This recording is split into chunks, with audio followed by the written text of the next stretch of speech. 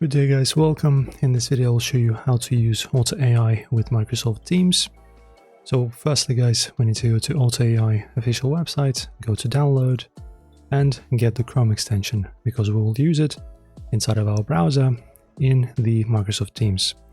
So go ahead and install this extension, add it. Alright, as you can see, Otter Chrome extension records, transcribes and shares meeting notes, including our Microsoft Teams. After that, we type in Teams in Google and of course log in. Okay, now we are logging into Microsoft Teams. And now, for example, let us create a meeting. So schedule a meeting. Okay, so create a meeting link and then just join your call, your meeting. Okay, Otter is here in the call. Now you can just go ahead and pin it, for example, into your favorites. Like this, and now open it up.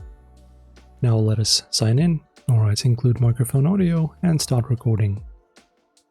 Okay, you can just allow this, I will not allow it. And in here guys, as you can see, now you will have your transcriptions. I don't have them because I didn't allow my microphone usage for this website.